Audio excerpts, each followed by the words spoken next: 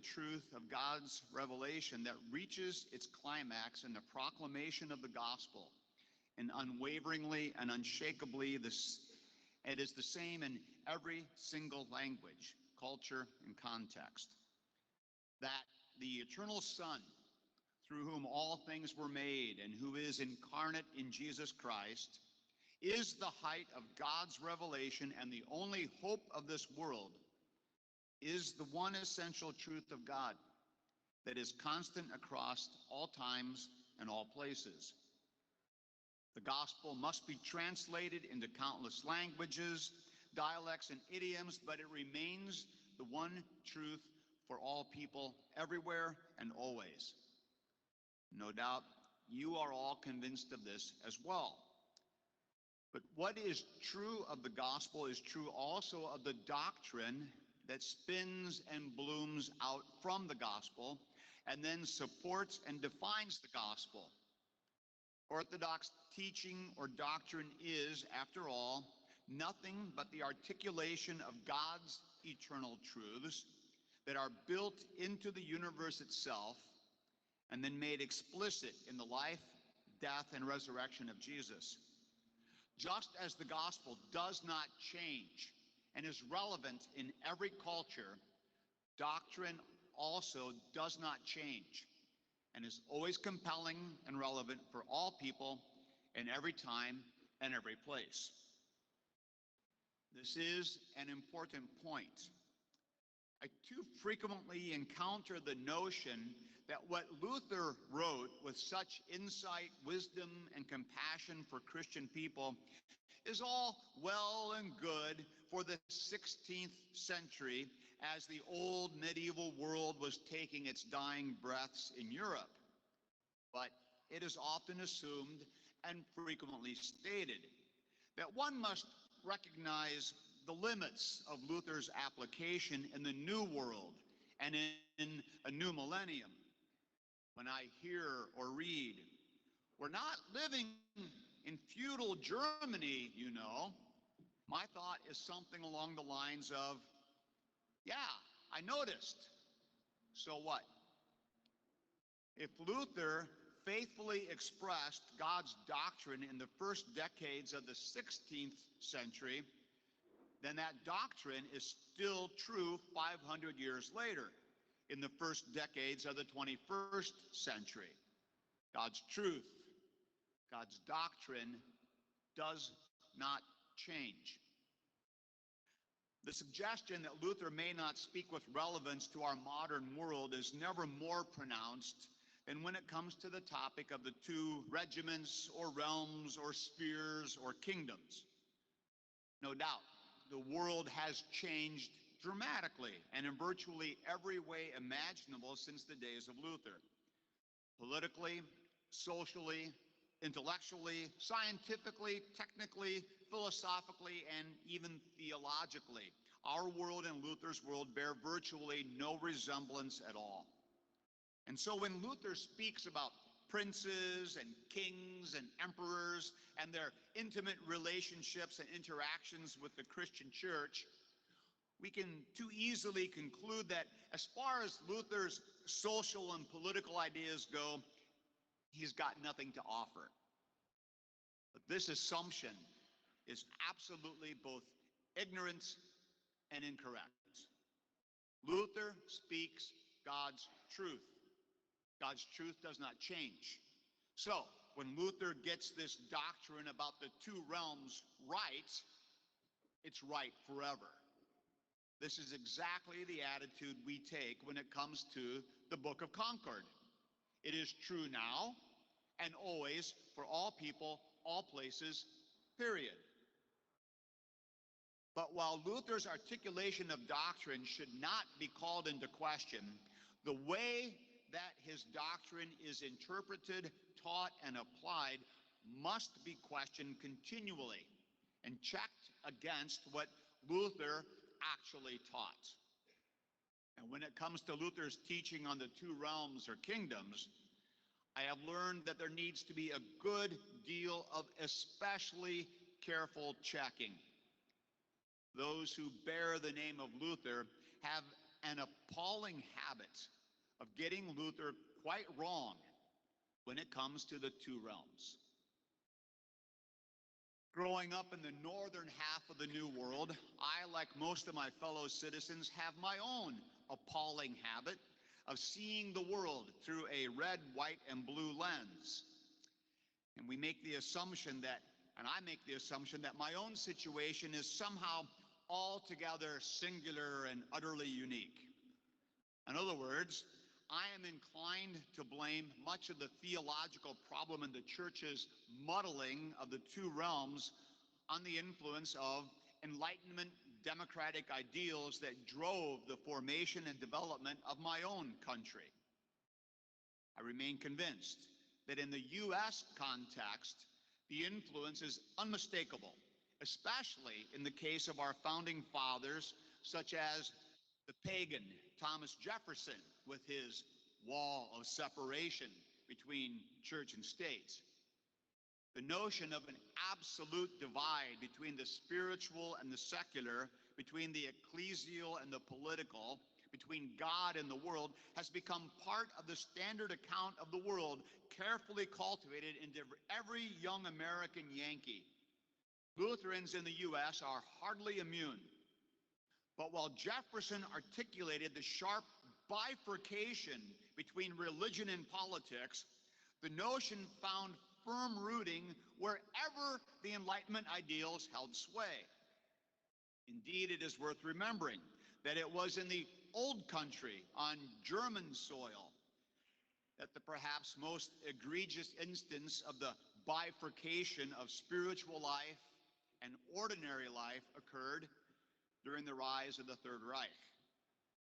While the steadily increasing anti-Christian ideology and agenda were taking over the country, the church willingly and even eagerly followed along, invoking the distinction between religion and politics, or faith and life, as justification for a bifurcation between Sunday confession of Christ and Monday adulation of the Führer. Now, of course, there were many voices in the church who condemned this radical division, including Dietrich Bonhoeffer, with his pointed criticism of thinking in terms of what he called two spheres, and then also Karl Barth, who actually coined the term, Luther's doctrine of the two kingdoms. He coined that term as a withering criticism, an accusation against Luther's 20th century namesakes, who were complicit in great evil and sought to justify their actions and inactions by appealing to Luther's distinction of the two realms. Barth's negative assessment of the doctrine of the two kingdoms set the standard for others in the 20th century, and those who were willing to endorse and promote the teaching of the Luther's two kingdoms were quite rare until very late in the 20th century. But as Bonhoeffer saw clearly already in the 1940s, it was not Luther or the teaching of the Reformation that was to blame for the disaster of the Deutsch Christen. It was those who failed to hear what Luther actually taught and practiced in his own life. It was those who did not listen to Luther that made a mess of Lutheran teaching and disastrously lent support to a staggering tragedy created purely by human depravity. And so getting the two realms wrong is not just a problem for U.S. Lutherans. The Deutsch Christen managed to do it even without Jefferson's help. Perhaps South Americans also struggle, or maybe your own local struggles tend in the opposite direction. Another phenomenon all too common in the Northern Americas of late. While there are certainly still Lutherans urging the resolute separation of religion and politics, there are others who are ready to throw in their lot with evangelical Christians who are champions of recapturing a glorious but mythical golden age when the United States was a Christian nation. Indeed, some groups are ready to go even further and strive thoroughly to confuse and erase all distinctions between the temporal realm and the spiritual realm. Advocates of Christian nationalism appear not only among the evangelical, non-denominational, and Pentecostal strains of U.S. Christianity, but even among conservative Lutherans. They contend for a deliberate assertion and an enforcement of what they deem to be Christian truths, and some are not even above advocating necessary violence to achieve the purpose. I wonder if the situation is so very different here in Brazil. There are certainly striking political and social parallels between our two most populous countries in the West, who mirror one another on either side of the equator. I suspect that there are similar parallels between our respective Lutheran churches, which are striving to be faithful to our common confession while we live in an increasingly anti-Christian world. So what is our common confession regarding matters of the two realms? The foundational text is certainly Augsburg Confession 16. Concerning public order and secular government, it is taught that all political authority, orderly government, laws, and good order in the world are created and instituted by God, and that Christians may, without sin, exercise political authority, be princes and judges, pass sentences and administer justice according to imperial and other existing laws, punish evildoers with the sword, wage just wars, serve as soldiers, buy and sell, take required oaths, possess property, be married, etc. The gospel does not overthrow secular government, public order, and marriage, but instead intends that a person keep all this as a true order of God and demonstrate in these walks of life Christian love and true good works according to each person's calling. A great deal of doctrinal truth is at work here in this simple little article. There is the affirmation of the created material realm. There is the understanding that God is Lord, even of the fallen world, and that he works through the institutions of this world to accomplish his purpose.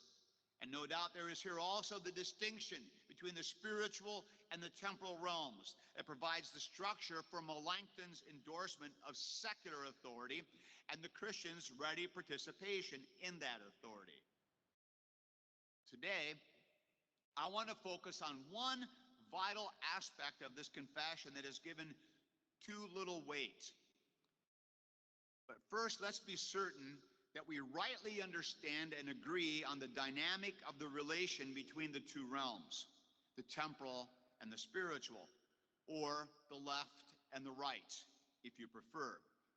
We need to have this straight if we are going to ground correctly our understanding of the Christians and the church's role within the world around it. Because I have other pressing matters I want to cover this afternoon, I will do this sketch as briefly as I can. As usual, when it came to doctrinal articulation, Luther provided a forceful and impactful declaration of God's truth regarding the two realms. His position was consistent from the 1520s when he wrote his well-known treatises on secular authority and the salvation of soldiers, until late in his life when he addressed similar issues related to the two realms in his commentaries on the Sermon on the Mount and on various psalms. Most significant, perhaps, though, were his actions. What Luther preached, he rather consistently practiced in his home and in his frequent interactions with the political realm. He died while on a difficult winter journey undertaken to help resolve a feud between a pair of Lutheran siblings who also happened to be counts, in other words, princes or civil rulers. Luther lived out his commitment to the teaching of the two realms. The teaching is simple, addressing the question, how does God work in this fallen world today? Answer, God works in two distinct ways. In the spiritual realm, he works to deliver the forgiveness of sins won by the life, death, and resurrection of Jesus, thus making fallen humans right with their Creator and freed from fear, death, and hell forever. In the temporal realm, God works to sustain the material world and keep it from succumbing to the ravages resulting from man's rebellious refusal to live in God's will. In the spiritual realm, God uses his church and her pastors to deliver the gospel, to accomplish his purpose of making people right with him by grace through faith in Jesus Christ alone. In the temporal realm, God uses his states and its princes to uphold the law, to enforce justice, and to stem the evil designs of evil men and of Satan himself. Pastors use the means of grace to do the work of the gospel, and princes use the sword to do the work of the law. Between these two realms, there is a clear distinction, but not a divorce. Between the spiritual realm and the temporal realm, there is a purposeful cooperation without confusion. That is the heart of the Lutheran teaching. It is that simple. But the practice and the application of the doctrine is complex. And so that means it is both endlessly fascinating and interesting and endlessly misunderstood and muddled. The errors already noted above tend to fall into the direction of either too much distinction or, on the other hand, too much confusion. Luther himself began by fighting against the confusion of the Constantinian establishment of a structured and enmeshed interrelationship between the church and the state that created enormous problems in the late medieval world. The abuses of bishoprics being bought by princes, while bishops, for their part, were busy mustering their own armies, are clearly in mind in the final articles of the Augustana when Melanchthon spells out the proper work of clergy. And that work is definitely not wielding the sword or playing political games with and for the princes of the world. God puts men into the office of pastor to deliver his gospel. He puts men into the office of prince to enforce his law. Running the two purposes together is disastrous for both. But it is the church and it is her people who suffer the most when they are confused.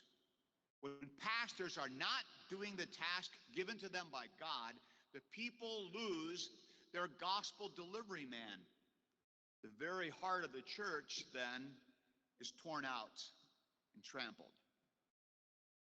It is the fear of forfeiting the gospel that likely then drives the opposite error, at least among Christians.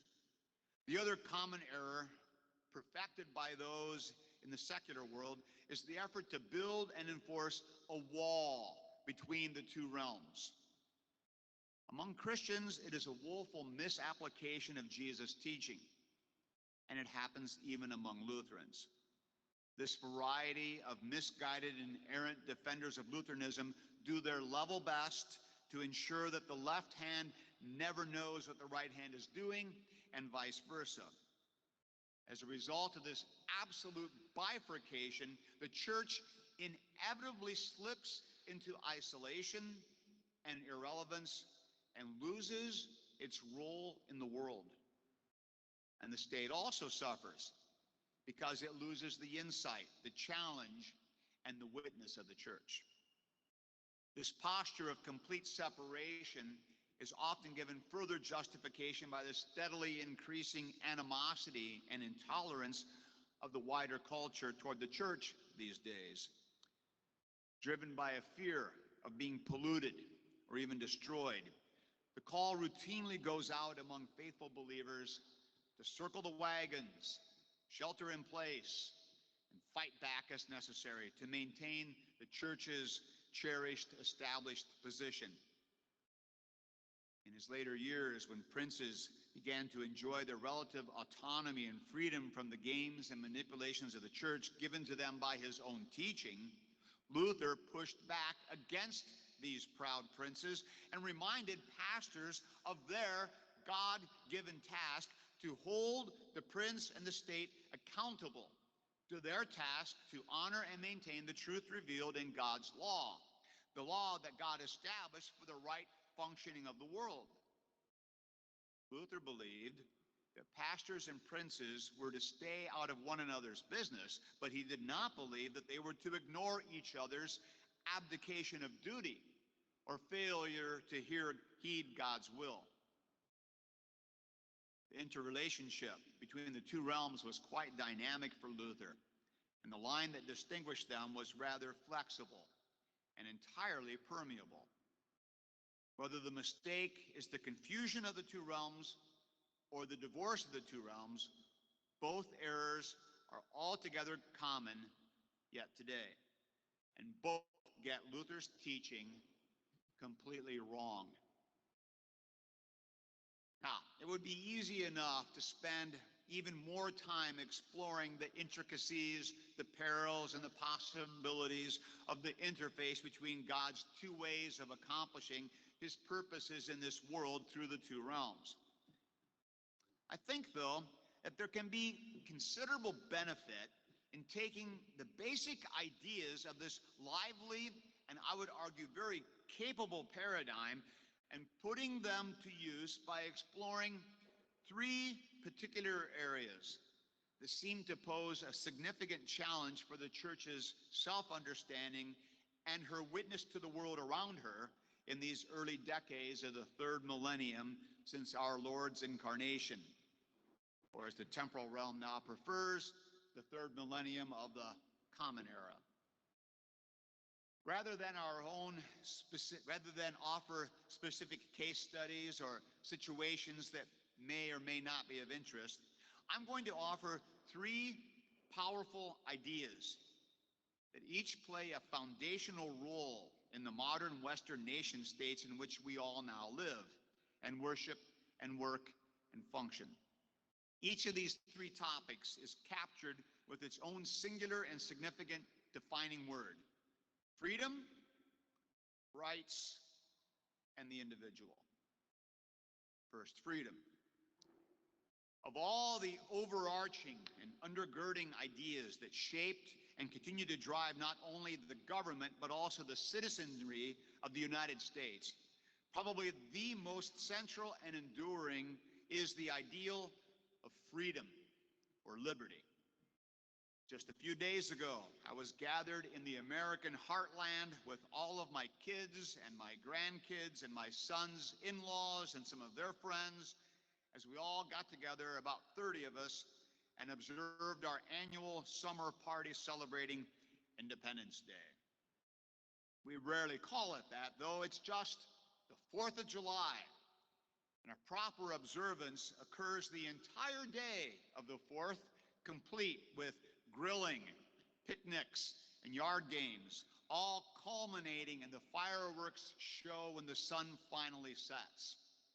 It is a blast. And the fireworks display we had was extraordinary, but that's another story.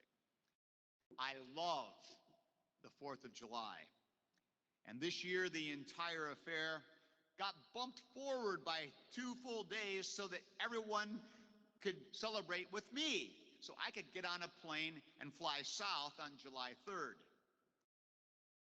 I'm not sure whether your own Sette de Settembro carries a similar significance, the same family emphasis or the degree of investment on the part of average citizens.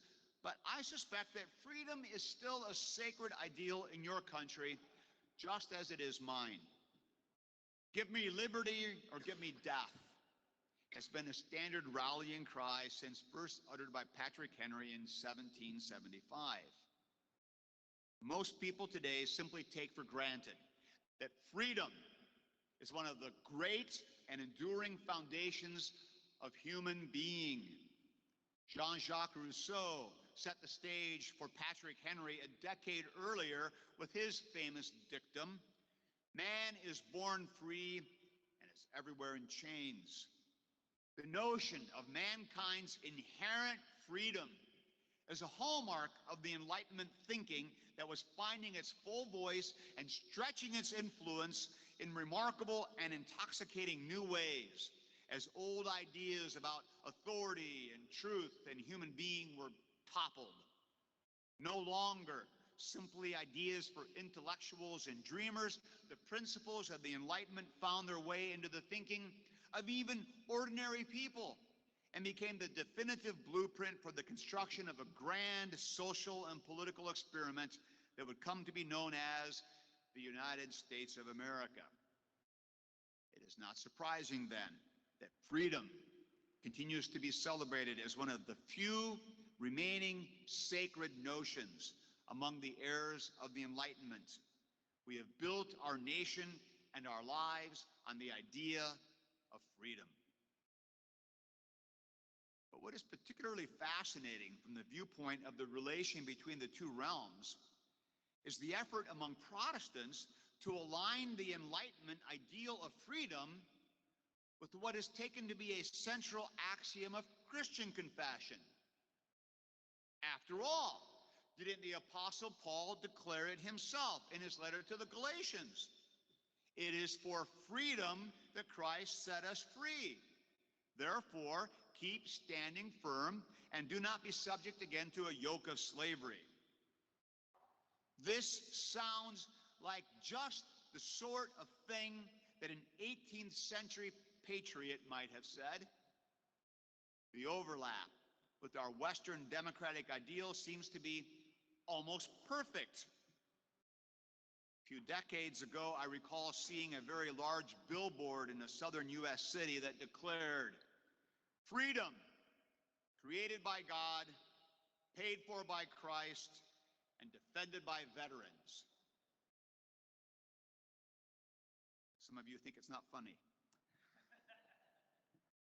Even though such an explicitly Christian expression of faith is less popular in the U.S. than it used to be, this way of thinking has certainly not disappeared. In fact, I think it is safe to say that most conservative, Bible-believing, Christ-praising Christians in the United States are quite confident in their conviction that the freedom they celebrate every 4th of July on Independence Day is the same sort of freedom they celebrate every October 31st on Reformation Day.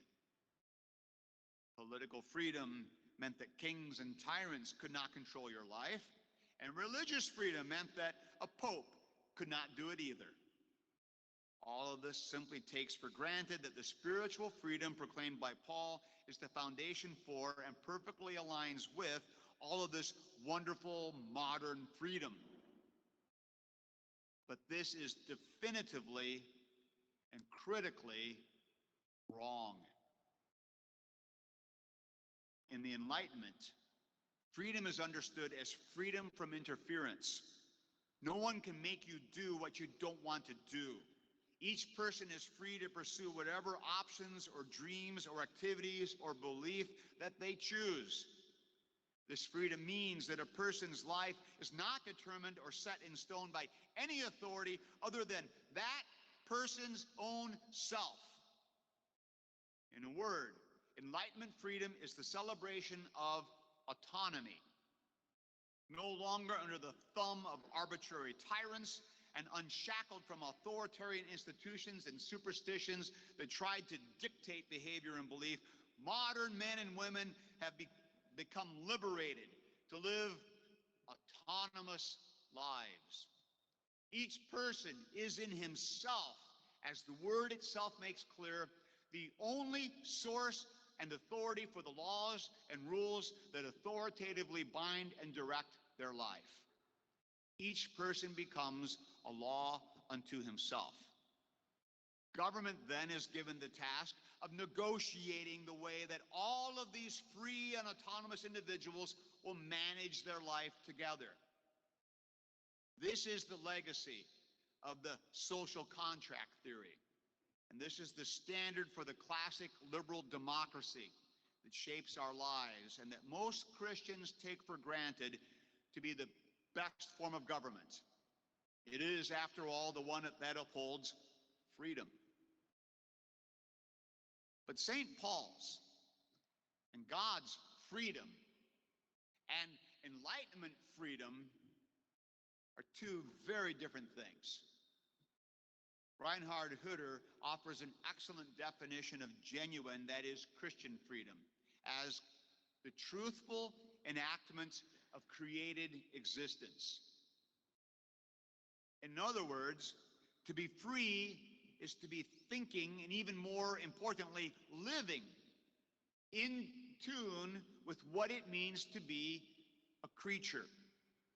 To be free is to be what you are supposed to be.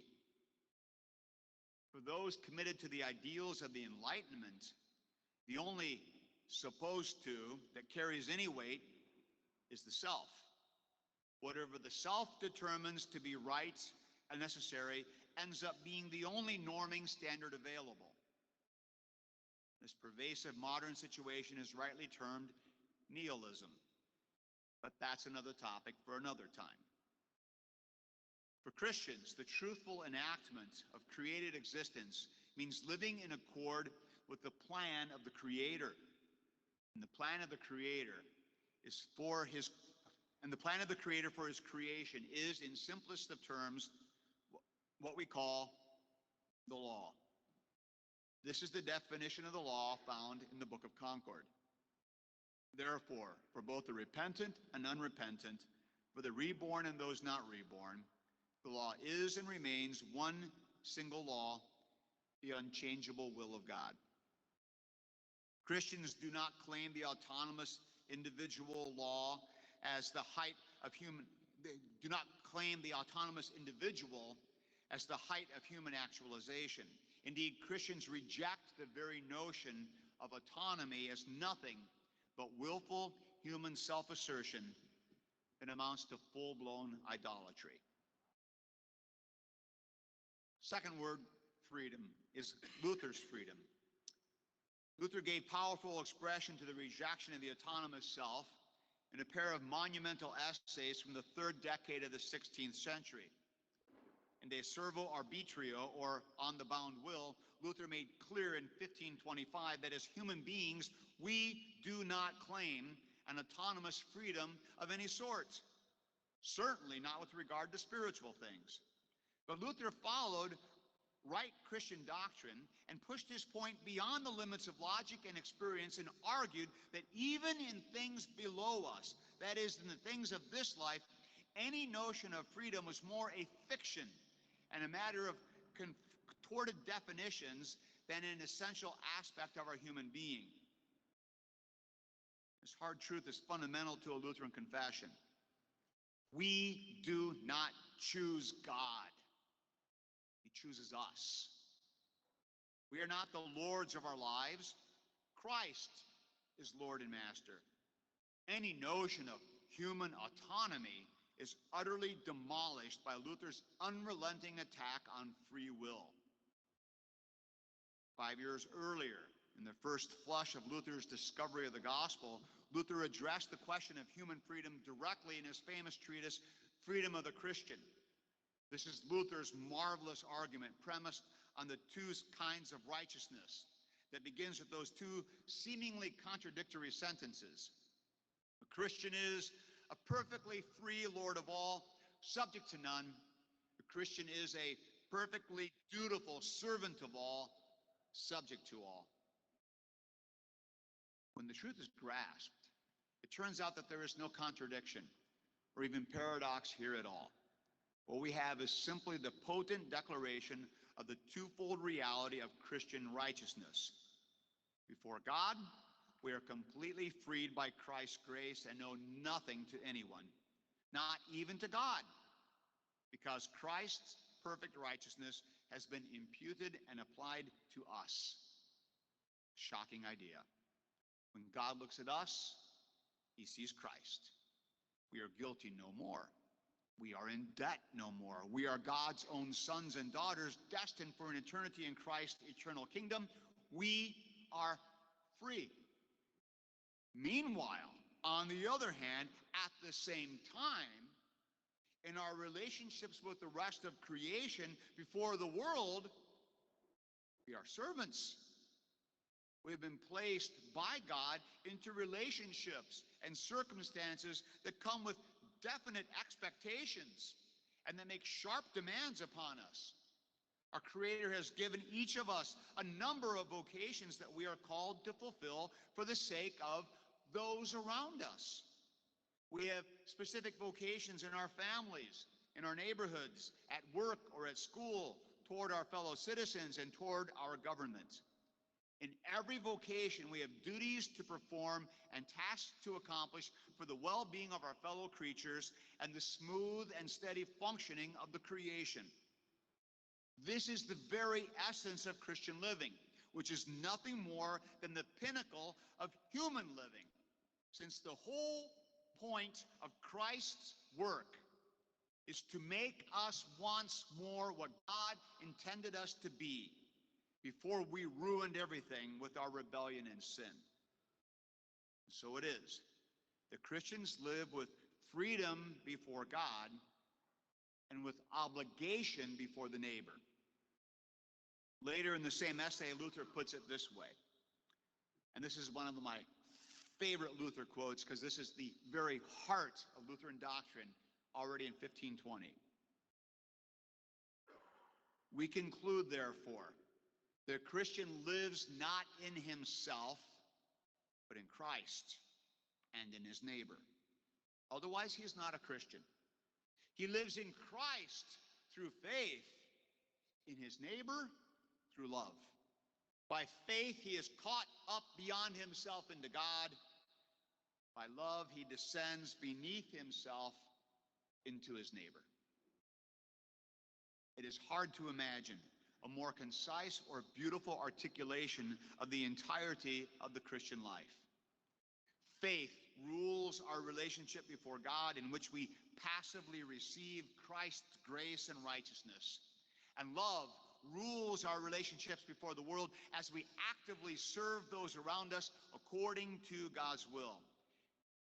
And conspicuously and shockingly absent from the formula is any positive assertion of the self. Instead, in Luther's definition, the self lives only and always outside of himself and never for himself. For the Christian, freedom means being what God created you to be. It means being a servant to those around and striving to do God's will for their sake, because, after all, that is what you were created to do. In short, Christian freedom looks nothing at all like the freedom that is assumed as central and sacred in the Enlightenment world all around us. In all the ways that matter, Enlightenment freedom is antithetical to Christian freedom. And yet Christian freedom, when rightly understood, always pushes a believer out into the fallen and misguided world to do there what God directs. The world around is not shunned, but loved and embraced, even in its sin. Second topic, human rights. Closely related to freedom is the concept of rights. According to the Enlightenment-shaped story that drives the democratic nation states in which we all live, mankind's freedom is guaranteed and exercised through our inalienable human rights, such as life, liberty, and the pursuit of happiness. At least that's how Jefferson's Declaration of Independence puts it, and it seems to show up in your Constitution. But Jefferson's assertion of rights was not the first volley nor the last. Next came the Bill of Rights, with its preservation of essential rights such as freedom of speech, freedom of assembly, freedom of religion, and our peculiar red, white, and blue right to bear arms. But that's another topic for another time also. It was the United Nations, though, that took the discussion to its apex when in 1948 it issued the Universal Declaration of Human Rights. This hefty document spells out a plethora of human rights, including personhood, religion, education, work, leisure, asylum, citizenship, and marriage. All this talk of basic human rights sounds splendidly and profoundly correct to our Western-trained ears. And so most Western Christians, including Lutherans, take it for granted that this concept of inalienable or inherent rights that belong to us by virtue of our humanity is simply and patently true. But while talk of rights may resonate in the world around us and may enjoy unchallenged primacy in the great documents and texts that shape and direct our political and social interactions in the nation states in which we live, rights talk is not Christian talk. The idea of inherent human rights is built on the conviction of the creaturely value of each person, a conviction which finds its grounding in nothing more than an assertion made by humans. It is a thoroughly anthropocentric approach. Those committed to a scriptural grounding often jump in at this point and offer what seems to them a far better grounding. Not just a human assertion, but the grounding of the imago Dei, or the image of God. Since men and women are together created in the image of God, it is reasoned that bearing this image somehow lends dignity and worth to our human being. But this is an argument that the Bible does not make. There are two passing scriptural references to the image of God after the creation account. One prohibiting murder in Genesis, and the other forbidding cursing in James. Both are subject to a number of interpretations, not all of which assert an idea of inherent worth in man. At any rate, what is clear is the Bible does not think this is a strong argument. What can be rightly argued from Christian confession is that man has worth not inherently by virtue of the fact that he is a human, but only because he is loved and redeemed by God. Worth and dignity do not come from within as part of his being, but these are given to him from outside. This is a critically important distinction. Man does not count simply because he is a sentient being who thinks and creates culture. He counts because God says that he counts. Man matters because Christ died for him. Grounding dignity in human being makes man the center. Grounding it in God's choosing keeps God as the focus and severely qualifies man's supposed dignity and consequent rights. All this becomes exceedingly clear simply by imagining any creature standing before the Creator and the Lord of the universe and having the cheek and gall to invoke his rights.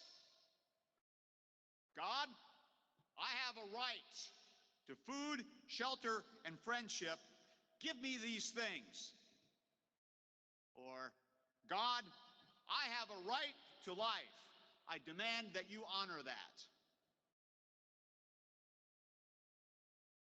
Such a fanciful scenario is more than uncomfortably irreverent. It is blasphemous. God owes nothing to anyone. We don't have rights before God. We don't have inherent rights. We live always and only by grace.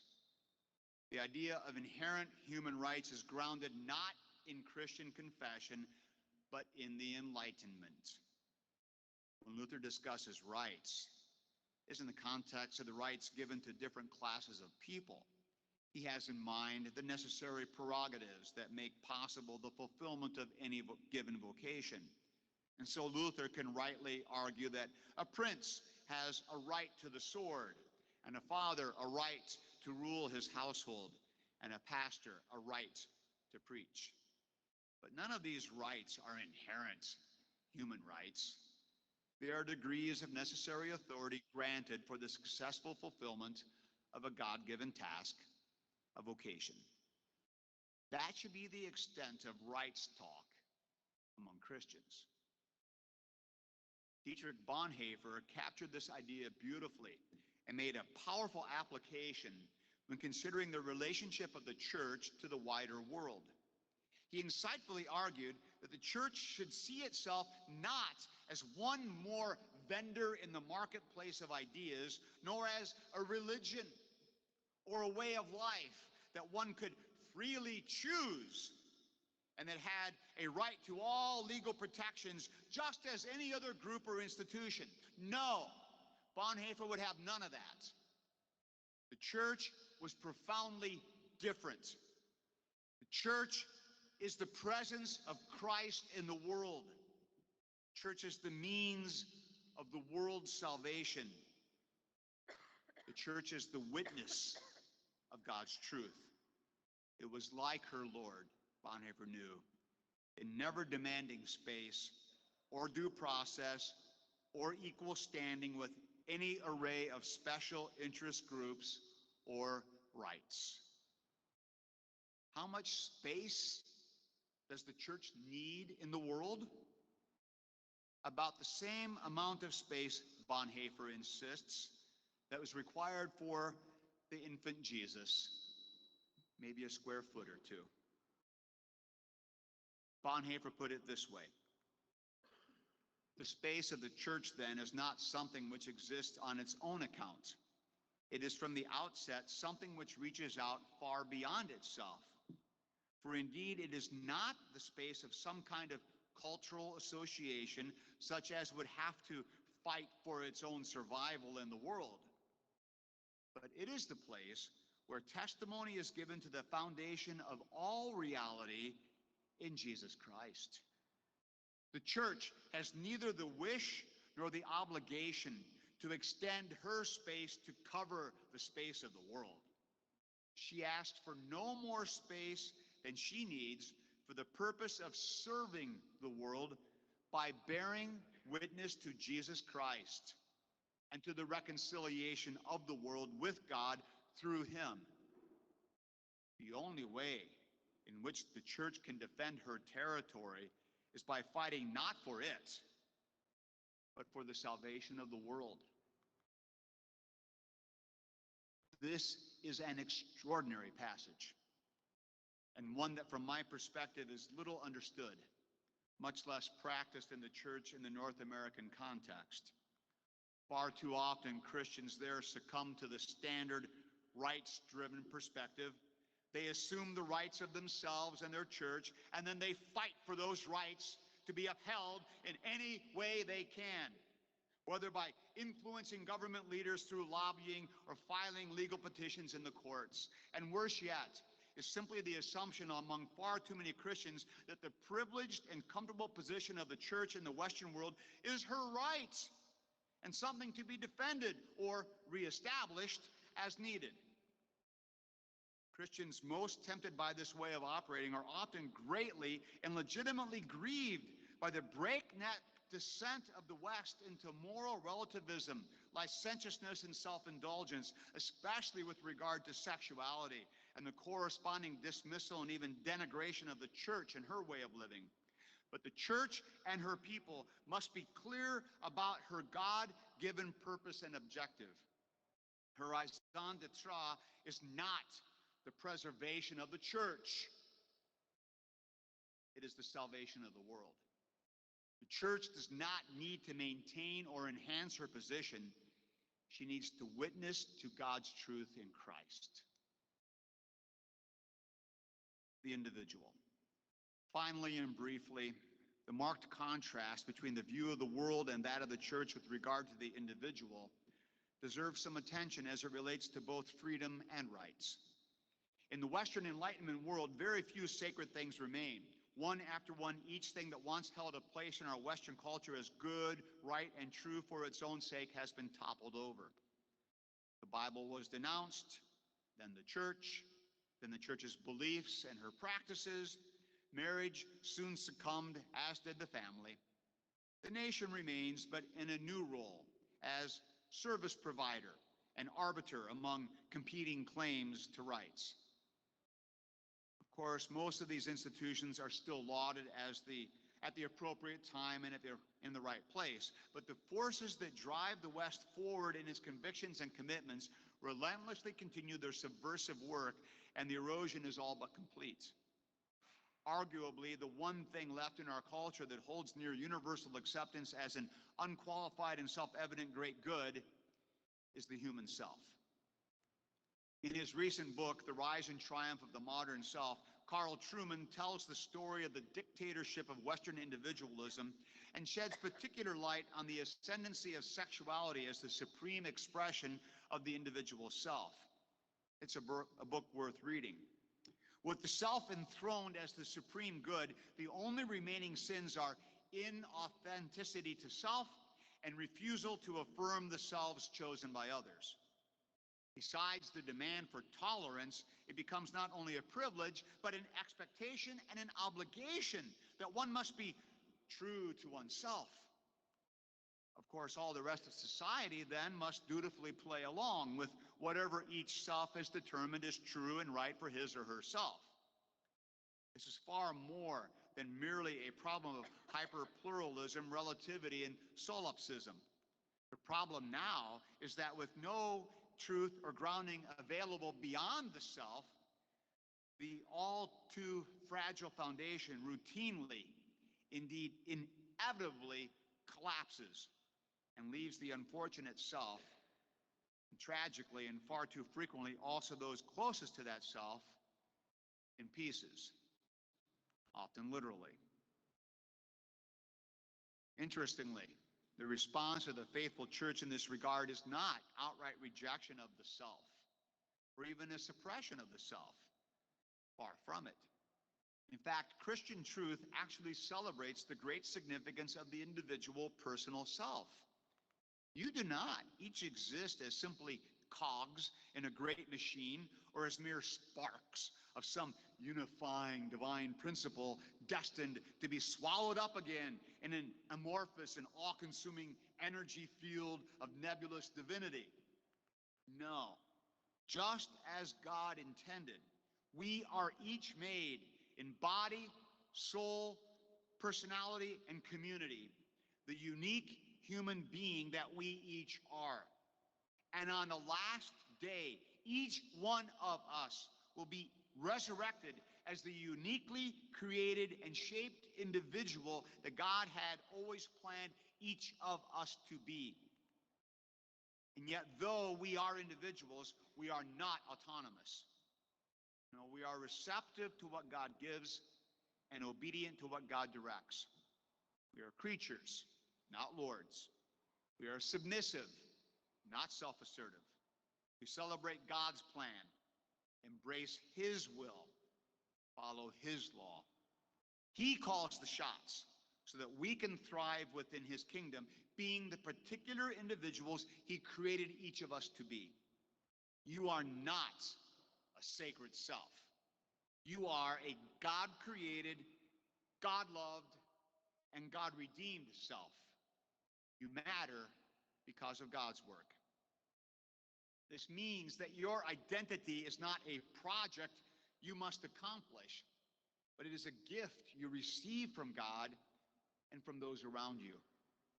Your individuality is a gift to be cherished, not a burden to be carried or a problem to be solved. The transgender community needs to hear this truth. Clearly, the church and the Western world have diametrically opposed assessments of the place and the importance of the self. And it makes the task of faithfully being the church in this society at this time all the more challenging. As Truman observes, the framework for identity in wider society is deep-rooted, powerful, and fundamentally antithetical to the kind of identity promoted as basic in the Bible. To proclaim and live by a Christian understanding of the individual self and of each person's place within God's plan is an essential part of the witness that we in the church must provide for the sake of the world. Considering questions of the two realms in the context of freedom, rights, and the individual is not exactly a standard approach to unpacking and exploring the doctrine of Luther's two kingdoms. But I believe that seeing the sharp distinction between the world and the church, and more importantly, the ease with which Christians adopt the definitions and assumptions of the world in each of these areas, can lead us to a better understanding and practice of Luther's teaching. Getting this doctrine right matters, not only for the smooth and suitable functioning of the world and its governments, but it matters even more for the faithful practice of the church as she attends to her business of proclaiming the gospel and witnessing to God's truth. Discerning and maintaining the correct tension between cooperation without confusion and distinction without divorce has never been more important. At stake is much more than recovering the church's status and her influence in the world, or even restoring the shredded and tattered moral fabric of the surrounding culture. No, it is far more pressing and essential that the church finds clarity and courage in her witness. She must provide all those hopelessly lost and deluded slaves to their own sinful selves that surround her in the world a piercingly sharp declaration and enactments of what God intends for his human creatures. It is time for Christians in the enlightened West to recognize the extent to which they have uncritically and unknowingly adopted the assumptions and definitions of the world around them. It is time for them to be the church. The work can begin here in our Lutheran corner of Christ's church. We are the church. We need to act like it. The world is dying to see and hear and experience our faithful witness of Christ's truth. It is time for us to follow Luther's teaching and example and give it to them. Thank you for your careful and patient attention.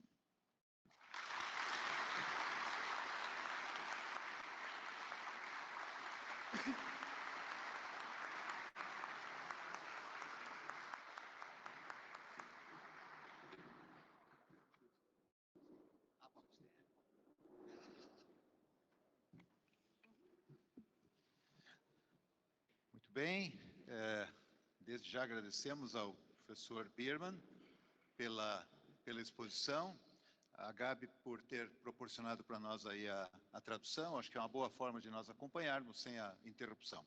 Agora, porém, durante a próxima parte, nós temos a oportunidade, então, de dialogar com o professor Biermann, fazer perguntas ou colocações dentro do tema que ele nos trouxe. Acho que é bem interessante a gente refletir.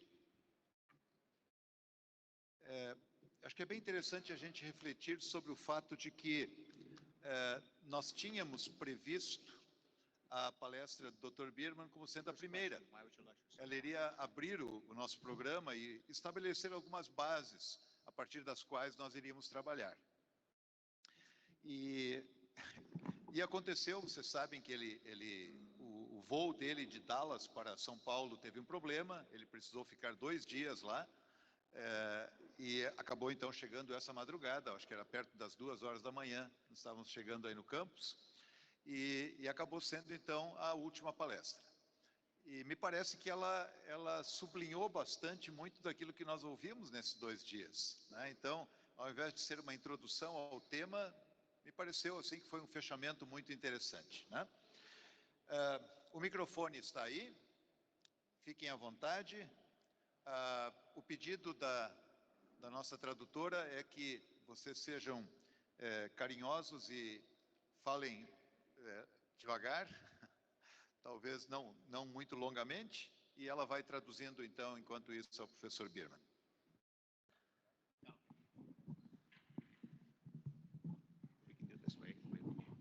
Pastor Alain, Yes. nós, durante o simpósio, I'm going to speak Yeah, in yeah, Portuguese and then, just for the Fine. sake of We'll play the everyone. game. Ok. Nós falamos bastante durante o simpósio e refletimos bastante em como cristãos podem influenciar a sociedade ao redor deles. Na sua apresentação, eu percebo como que muitas vezes o mundo ao nosso redor, na verdade, acaba influenciando muito mais os cristãos dentro da igreja. Para mim parece quase óbvio isso. Mas eu gostaria que o senhor falasse um pouco, talvez desse algumas dicas de como cristãos podem perceber que isso está acontecendo. Que ao invés de eles estarem influenciando o mundo ao seu redor sobre questões políticas, na verdade, questões políticas de fora da igreja estão influenciando a forma que eles se veem como cristãos, como eles se veem como criaturas humanas. Muito obrigado.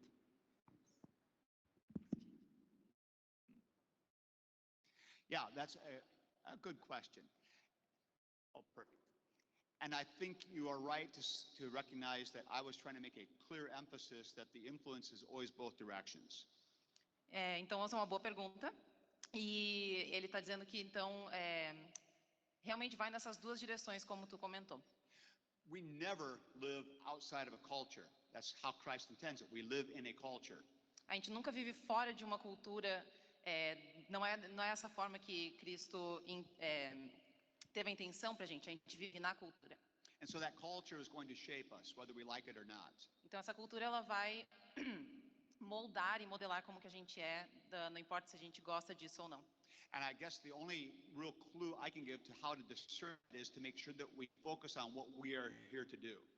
E a ideia dele, então, que ele dá de como que a gente entende isso é pensar no que a gente está aqui para fazer, qual que é o nosso propósito. And I think that's the heart of what Bonhoeffer is trying to get at. É isso que ele acredita que é o que Bonhoeffer estava querendo fazer. We are here to witness the reality of Christ to the world. A gente está aqui para ser um testemunho de Cristo para o mundo. And if we forget that or fail to do that, we are not being the church. E se a gente não faz isso, a gente está falhando em ser igreja. And the surprising thing is, to witness Christ to the world does not demand much. Surpreendentemente, testemunhar Cristo ao mundo não demanda muito da gente. But it demands everything. Mas demanda tudo ao mesmo tempo. We are to live our entire lives simply proclaiming Christ, regardless what the world thinks. Nós temos que viver a nossa vida proclamando Cristo, não importa o que o mundo diz sobre isso. And we do not need the world's permission or support. Nós não precisamos nem da permissão, nem do suporte do mundo. If it gives it, we'll take it, but we don't demand it. Se o mundo nos dá esse suporte, beleza, a gente aceita. Mas se não, a gente ainda tem que fazer o que tem que ser feito. All right, thank you.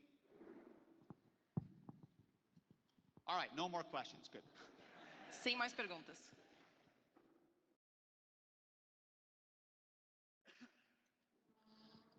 Former students are not allowed to ask questions. No. Pastor George Felten, Distância Velha. Professor Biermann, em primeiro lugar, obrigado por sua palestra, né, suas provocações. A gente tem visto algumas reações da parte dos leigos da nossa igreja, muito preocupados. A gente hoje, inclusive, viu isso, de alguns membros da igreja muito preocupados com essa questão de perseguição. A minha pergunta é, a gente tem algum tipo de consolo em frente à perseguição, do ponto de vista deste mundo, né, nesse mundo, ou a gente vai ter que aguentar no osso e que se a gente tiver que ser processado com isso, melhor do que no primeiro século, no segundo século, que a gente tinha que morrer em estádios? Yeah, that's an excellent question. Excelente pergunta. The church has always handled persecution very, very effectively, I think. A igreja sempre lidou com a perseguição de uma forma bem eficiente. And there are those who would say that the church does best in times of persecution. Alguns até dizem que a igreja está no seu melhor momento quando há perseguição. I think there's some truth to that. Ele acredita que há uma verdade nisso. But I also don't think we should pray for times of persecution. Mas, ao mesmo tempo, isso não significa que a gente deva orar por perseguição. Luther says that when you lack the cross, you don't need to go find one. The world will always find one, or Satan will supply one for you. Lutero falou que quando a gente não vê a cruz, a gente não precisa ir atrás e procurar a cruz. O mundo vai providenciar isso para a gente. So I believe the church needs to be grateful for times of peace when it is not under persecution. Então a igreja tem que ser grata por esses momentos de paz quando não há perseguição. But it needs to be very careful then, Mas também tem que ter bastante cuidado, because I think that is the most dangerous time for the church. porque esse é o momento mais perigoso para a nossa igreja. Because it's in those times of relative peace and cooperation when the church can become compliant and adopt the ways of the world. Porque é nesses momentos de paz que a igreja pode Compliance and acquiescence, supine, submissive. pode se submeter às questões do mundo. Isso. And so that's, I want to start with that. So we don't relish persecution. Então a gente não acredita que a perseguição é algo bom, But we're also not afraid of it. mas também a gente não deveria ter medo da perseguição. And I don't want to sound uncaring, but I think we need to make a distinction between the persecution of the early church and the kind of discomfort we are feeling today. Ele não quer ser talvez descuidadoso com as suas palavras, mas ele acha que é importante a gente ver uma diferença entre a perseguição lá do primeiro século para talvez algum tipo de desconforto que a gente sente hoje em dia. We are not yet being imprisoned or tortured or killed for our faith. A gente não está sendo preso, morto e torturado por causa da nossa fé. We're certainly experiencing marginalization and being pushed to the side. That's true. Certamente a gente está sentindo um tipo de marginalização, estamos sendo deixados de lado, mas And there are many Christians who are suffering in their places of work and in their families. That has gone on for many years. E tem muitos cristãos que estão realmente sofrendo nos seus trabalhos e nos seus círculos sociais. And so when that happens, the church rejoices that we are able to suffer with our Lord. Quando isso acontece, a nossa igreja ela pode se alegrar que a gente passa por esses momentos com o nosso Senhor. And when that happens, the church rallies around her members and cares for those who are suffering. E nesses momentos a igreja então cuida dos seus membros, de todos aqueles que estão sofrendo. I think the best thing we can do is to be the church more faithfully, which means we need to be a community that cares for one another more than just come together for worship. Então a gente tem que ser essa comunidade que cuida de uns dos outros, principalmente por causa então desses momentos. In the early church, the persecution was severe and the church grew rapidly. Na igreja antiga, a igreja então sofria essa perseguição e estava crescendo cada vez mais.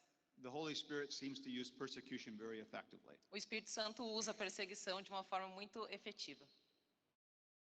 All right, good question.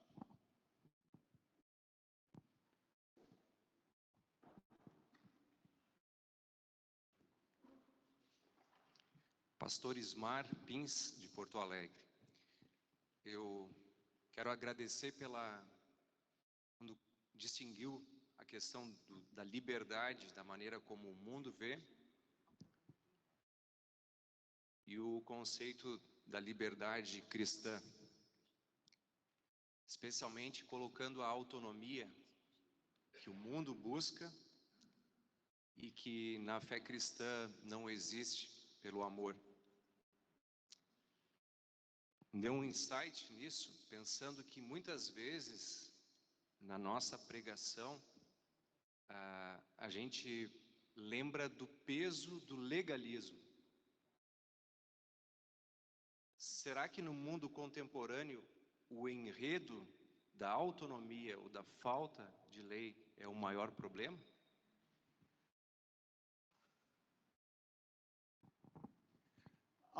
I believe the church does need to preach all of God's counsel, including the law. Ele acredita então que a igreja tem que pregar todo o conselho, né, de Deus, incluindo a lei. I have long been concerned about a fear of the law among Lutherans. Ele tem visto muito esse medo da lei, né, de pregar a lei entre luteranos. As you put it, we want to reject legalism, A gente quer rejeitar o legalismo, but in the process we become sometimes antinomian altogether. mas nesse processo a gente acaba se tornando antinomista. And so good preaching needs to preach the law as God's truth, Então, a pregação, ela é pregar a lei de Deus como a verdade de Deus, that is not merely to show you how you fail, but also to show you God's plan. que não é só para mostrar como a gente erra, mas principalmente para mostrar o plano de Deus. That's why I think the definition in the book of Concord is so helpful. Por isso que ele acha que a definição então de lei no livro de Concórdia ajuda bastante. The law is simply God's will. A lei é simplesmente a vontade de Deus. So our problem is not the law. Então o problema não é a lei. Our problem is our failure to do it. O nosso problema é Sin. pecado, é a nossa falta, né, em fazer realmente a vontade de Deus. So yes, I think in our churches we should do a clear teaching of God's whole counsel without apology. Então, dentro da igreja, a gente deveria pregar toda a vontade de Deus, Without fear or sem medo e and so we preach the gospel, the law and the gospel full blast. então significa a lei e o evangelho de forma geral. Thank you. Me permita uma segunda pergunta. Eu conversei com o palestrante, o Klaus, separado, mas pela linguagem agora faço a pergunta aqui. Citaste o Bonhoeffer algumas vezes como um conceito perspicaz da igreja na época. O atentado que ele participou, como que ele avalia essa ação?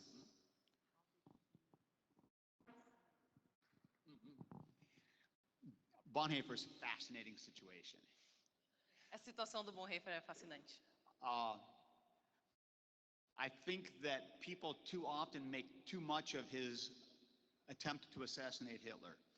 Muitas vezes as pessoas fazem muito rebuliço sobre sobre o atentado dele, né, de matar o Hitler. He played no role in that attempt. No role. No role. Então ele não teve exatamente algo tão tangível nesse ataque. He knew about it, but he was not participating in it. Ele sabia sobre o ataque, mas ele não estava necessariamente participando. So Bonhoeffer was imprisoned not for that reason, but for other reasons. Então ele foi preso não por essa razão, mas por outras razões. And he was executed not because that he attempted to kill the Führer, but because of his unpatriotic activities. Então ele foi morto não porque ele tentou matar o Hitler, mas por causa das suas ações não patrióticas. Now, having said that, did Bonhoeffer think that he was violating God's commandment against resisting authority? Yeah, he believed he was resisting that. Então o Bonhoeffer ele acreditava que ele estava resistindo a autoridades ao fazer aquilo. But he also believed that he was in a situation where he could make a difference, and so he did that resistance, even though it was violating one of God's commands in order to fulfill a greater command. Então ele sabia mesmo assim que o que ele estava fazendo era importante, por isso que ele escolheu violar um dos comandos de Deus para fazer outro comando de Deus. And that's how we all should live. E é assim que da forma que a gente também deveria viver. And what I think is important to remember about Bonhoeffer is he did not hold himself up as the example for everyone to follow. He did not do that. Uma das coisas importantes do Bonhoeffer é que ele não se considerou como o exemplo para as outras pessoas. He chose what he needed to do in his situation, as each of us must do. Ele escolheu o que ele deveria fazer naquela situação especial, né, específica, assim como nós também escolheremos outras situações. And are there times when we must resist the government and say no? Absolutely. E então existem momentos em que a gente deve sim resistir às autoridades e ao governo.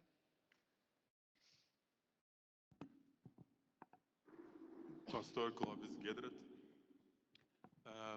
Dr. Biermann, muito obrigado pela sua fala, muito inspiradora.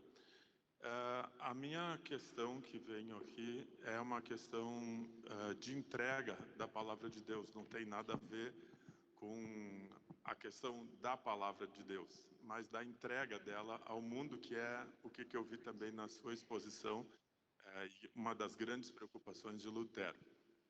Quando a gente tem no mundo contemporâneo, aquilo que a gente chama pós-moderno, pós-humano, como queira chamar hoje em dia, nós temos um problema chamado paralaxe, que é o que o teólogo Thomas Loderstadt fala, em que nós temos visões da mesma coisa de lados diferentes. E no mundo contemporâneo, a gente hoje fala das mesmas coisas, mas a partir de um self, de um ego, de uma egolatria, ou de um ego muito forte, né, dentro da subjetividade, ou seja, a subjetividade do subjetivo.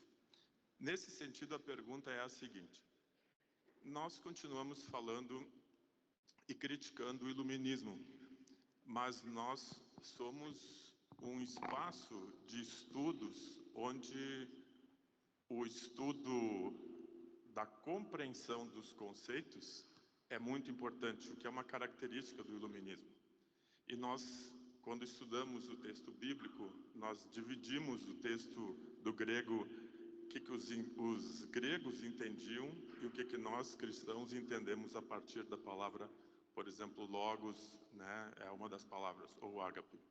No mundo contemporâneo, nós usamos as mesmas palavras, mas o mundo não entende mais as mesmas palavras como nós entendemos. A minha reflexão, ela é no sentido de como eu posso entregar para esse mundo contemporâneo a palavra de Deus dentro da linguagem, se nós refletimos dentro de uma linguagem que está associada puramente com o iluminismo, apesar de nós criticarmos o iluminismo. Obrigado. All right, good. First, I would make a distinction between the Enlightenment and rational thought. Então ele faz uma distinção entre o iluminismo e estudo racional, pensamento racional. Careful rational thought is always part of what God calls us to do. Pensamento racional é algo que Deus sempre nos chamou para fazer. So thinking is not wrong, even though Luther called reason a whore. Então, pensar não é algo ruim, mesmo que o Lutero tenha chamado pensar de uma prostituta. The problem, yeah, sorry, I made you do that. Tudo bem. It's Luther's fault. É culpa do Lutero que usava essas palavras. So the issue with the Enlightenment is not that it was thinking. O problema com o iluminismo não é necessariamente o pensamento. The problem with the Enlightenment was that it made man the center. O problema do iluminismo era Made man the center. que fazia o homem o centro. And so that's what I would say. The Enlightenment project is the anthropocentric, man-centered, egocentric project. Então, a questão, né, e o problema do iluminismo é esse egocentrismo, colocar o homem no centro. Now, we live in a world that is that world, no doubt. Mas nós vivemos num mundo que é esse mundo, realmente. And so how do we deliver the word effectively? Good Então, question. como que a gente entrega então a palavra de Deus de uma maneira efetiva? My increasing conviction is we do that best by the lives and the stories we tell and live. A maneira que eu acredito que é mais eficiente é através da vida que a gente, as vidas que a gente leva. This gets into the nihilism I mentioned in the paper. Isso entra na questão do niilismo que ele comenta então no papel. The exciting part of enlightenment is we are autonomous. A parte interessante então do iluminismo é que nós somos autônomos. The bad part of the enlightenment is there's no meaning left. Mas a parte ruim é que não há significado mais. And so contemporary man is very often hungry for meaningful purpose in their life. Então o homem contemporâneo ele está sempre procurando por significado e propósito na sua vida. And that's what we have in the church.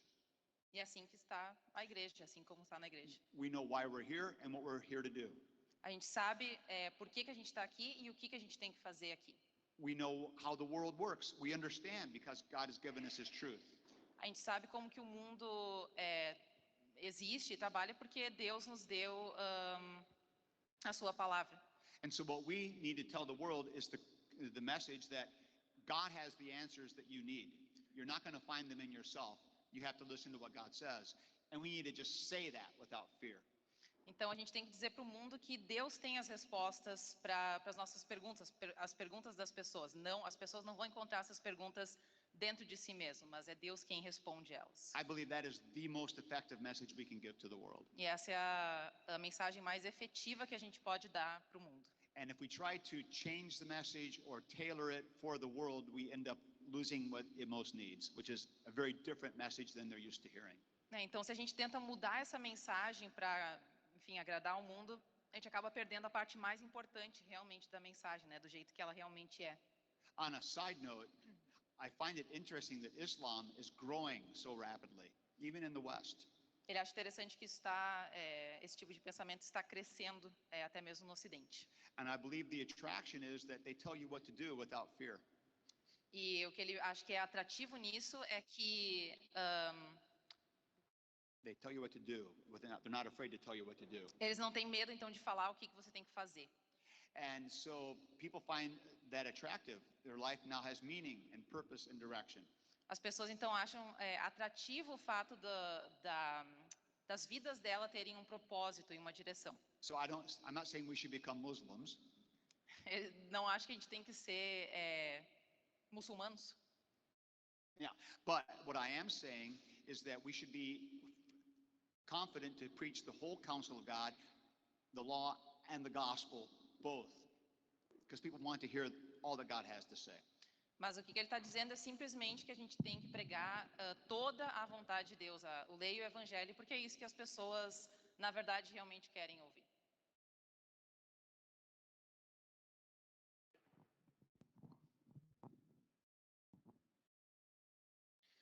Boa tarde, professor. Me chamo Tiago Albrecht, sou aqui de Porto Alegre. Uma pergunta bem fácil. Duas afirmações da sua palestra, cooperação sem confusão e distinção sem divórcio. Tá? E a segunda que o senhor nos relembrou sobre a mão esquerda sendo a espada para o cumprimento da lei e punição do mal. Uma situação hipotética. O senhor é pastor no Brasil e o Brasil não tem pena de morte. E o senhor é pastor de um deputado federal. E esse deputado federal vai votar sobre pena de morte. Deputado federal?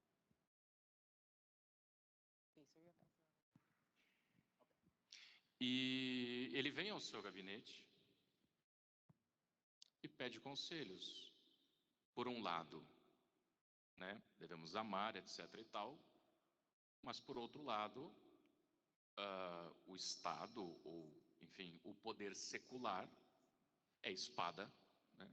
E o Brasil sendo um país que tem uma guerra civil por ano, né? 50 mil homicídios por ano. E essa é a pergunta fácil. O que é que o senhor diz para ele? Obrigado, gente.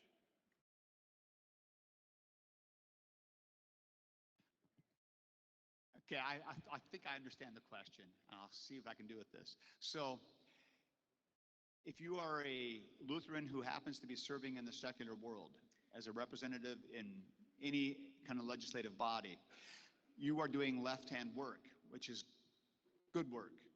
Então, se você é um luterano que está em uma posição no mundo secular, você está fazendo um trabalho bom, trabalho da mão esquerda, um trabalho bom. And I would say it is God-pleasing work. É um trabalho que é agradável a Deus. And you do that work as a Lutheran believer. E você faz esse trabalho como um luterano.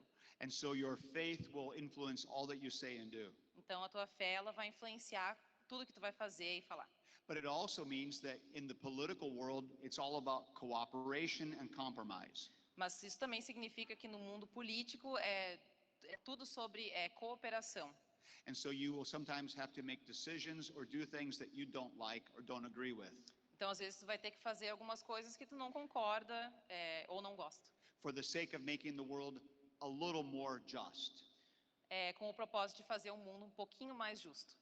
And so that means when you are in the left-hand realm, you get dirty. Então, no regimento da mão esquerda, às vezes tu vai ficar com as tuas mãos sujas. But if people will keep on electing you and putting you back, you keep on doing your work the best you can and getting dirty until no one wants you anymore. Então, se tu continuar, sendo eleito, tu vai continuar fazendo as coisas da melhor maneira que tu pode, mas vai continuar sujando as tuas mãos fazendo isso. So in other words, I think the key is that the goal is not to make the legislator a proclaimer of the gospel, but an upholder of the law. Então, o propósito é que a pessoa, então, nesse trabalho, ela não vá pregar o evangelho, mas que ela vai manter a lei de Deus. It is not the government's job to make Christians. It is the government's job to make people just and to hold them accountable. Não é o propósito do governo de fazer cristãos, mas de manter a lei. And so a left-hand servant does that kind of work without fear. Então, alguém que trabalha então na mão esquerda tem esse tipo de trabalho.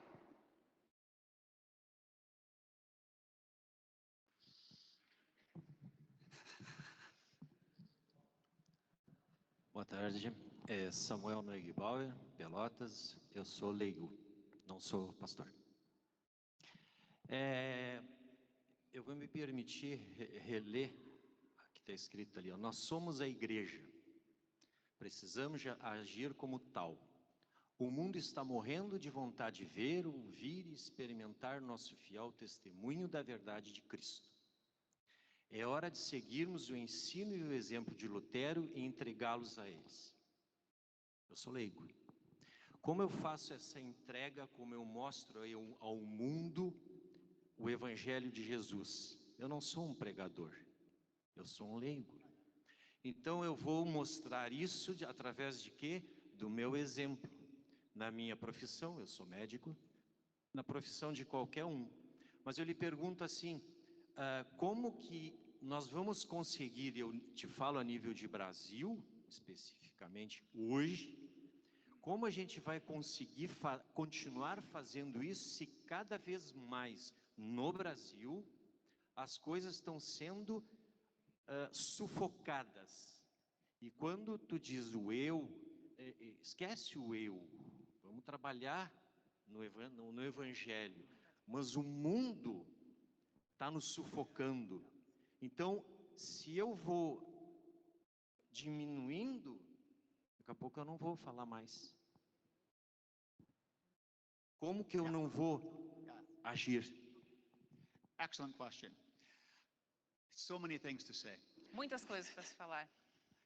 So one of the big parts of the teaching of the two realms is the emphasis on vocation. Então, uma das partes principais do ensinamento dos dois regimentos é o ensinamento de vocação.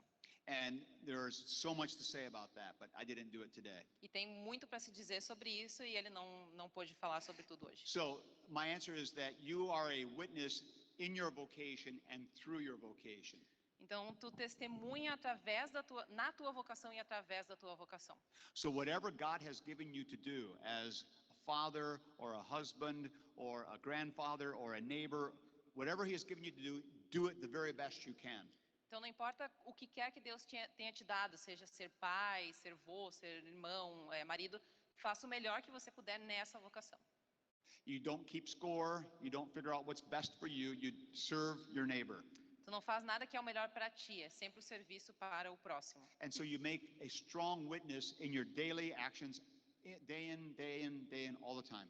Então, em todas as tuas ações, tem forte testemunho de tudo que fizeram. And you find your joy not in how people respond, but in knowing you are being faithful. E então tu vai encontrar a alegria não no que tu está fazendo, mas no resultado que tu vai estar vendo naquelas pessoas, que tu está fazendo bem para aquelas pessoas. It does not matter if people appreciate you. What matters is that you are doing what God gave you to do. Não importa se as pessoas vão te agradecer por o que tu está fazendo. O que importa é que tu está fazendo o que Deus quer que tu faça. So while you are doing your vocation for the sake of the temporal realm, então, por mais que a tua vocação seja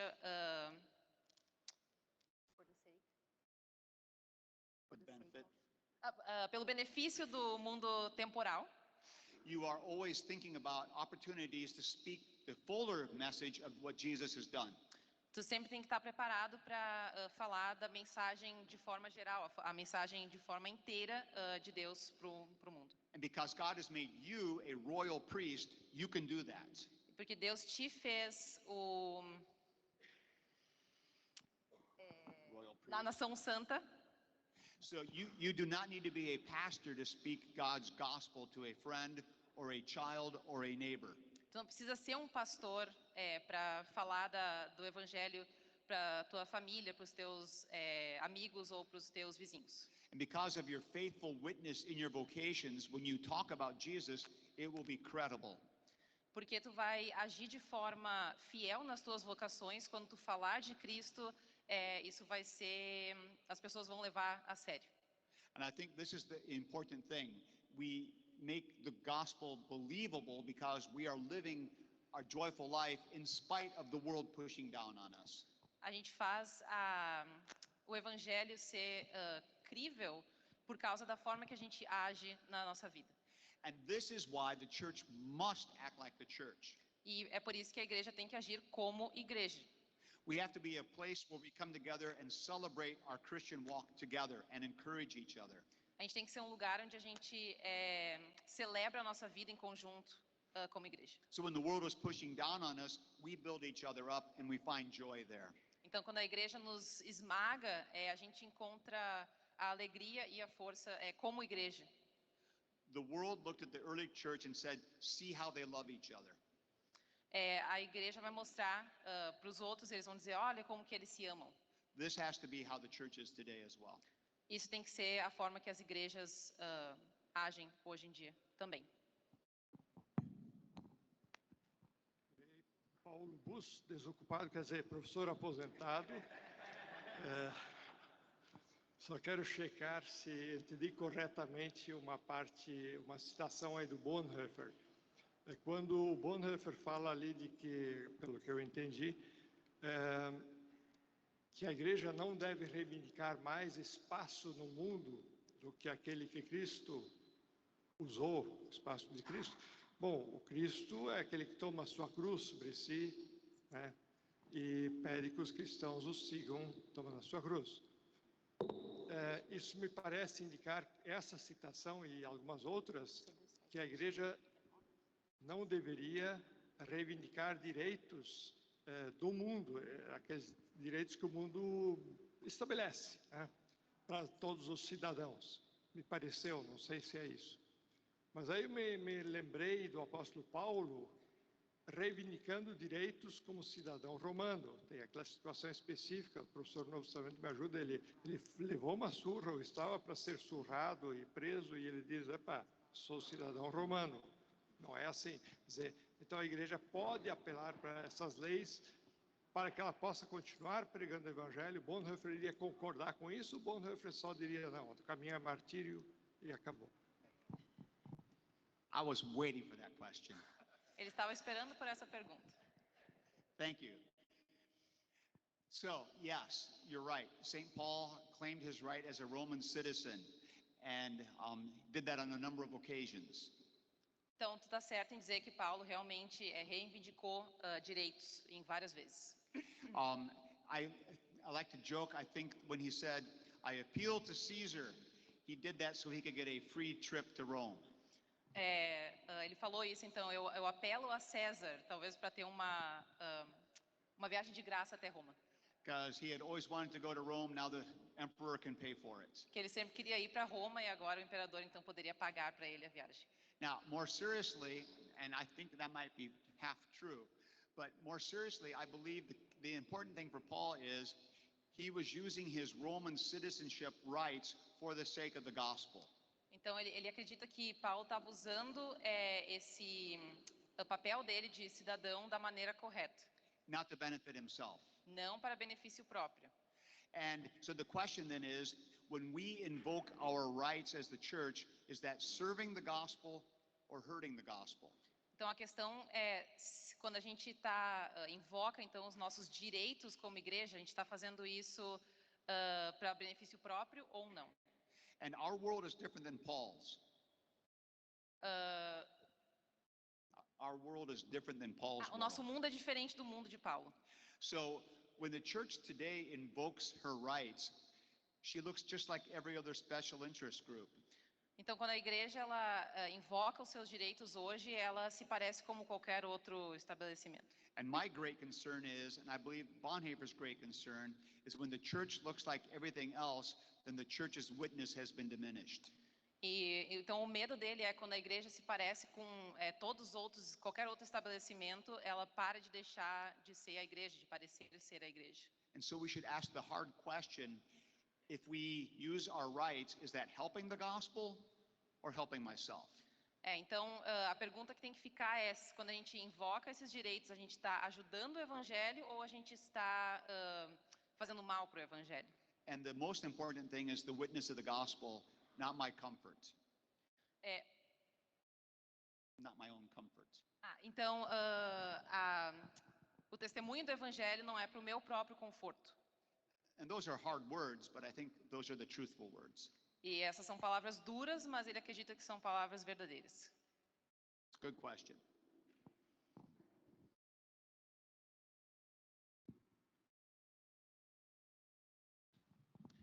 Eu acho que nós vamos ainda ouvir o pastor. Não sei se alguém ainda pretende vir ao microfone, senão nós vamos concluir logo após a fala do colega. Pastor Diego Neumann, de Maquiné, Rio Grande do Sul. Tem um hino da nossa igreja que diz: estamos no mundo, mas dele não somos. Me parece que os cristãos luteranos do Brasil vivem na maioria do tempo como se não estivessem nesse mundo. Pergunto como pastor, o que eu como pastor, em minha congregação, em minha comunidade, posso fazer para, digamos assim, fazer algo que vá além da vocação que tu falaste antes, para que o cristão realmente de minha congregação se estimule a participar mais ativamente da vida política. Obrigado. Okay. Yeah.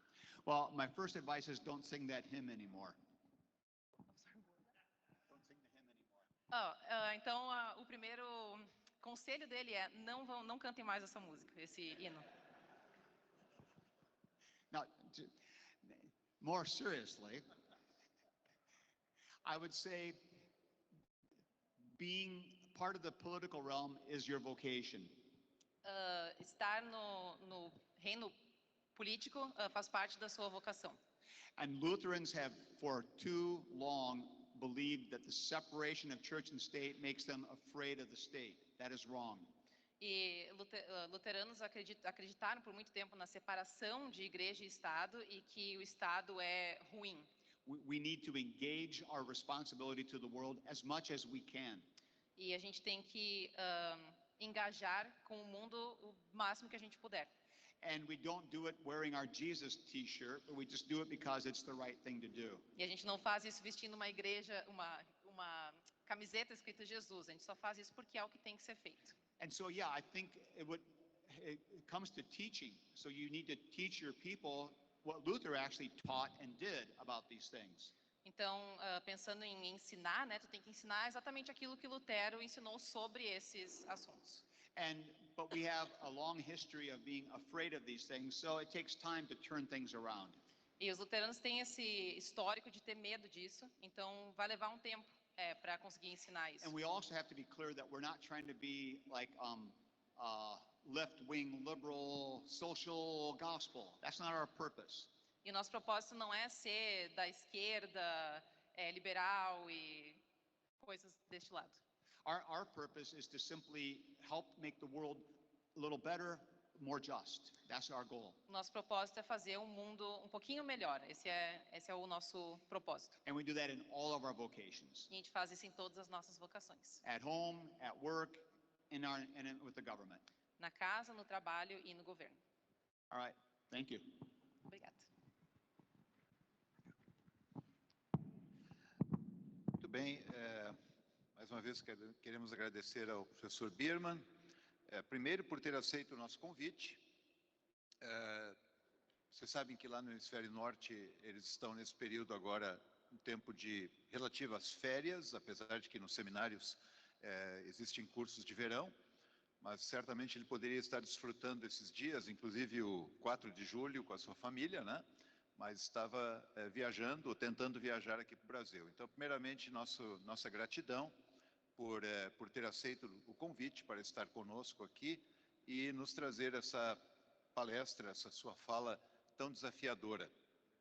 Eu fui aluno do professor Biermann, acho que foi lá em 2002, quando éramos jovens, mais jovens, e na época ele nos trouxe um curso sobre a ética da virtude, que foi o tema também da sua tese de doutorado, e nós temos acompanhado de longe a trajetória do professor Biermann e vendo a preocupação que ele tem de fato, ajudar a igreja a olhar para a nossa vida nesse mundo como algo que tenha algo para ser dito e vivido.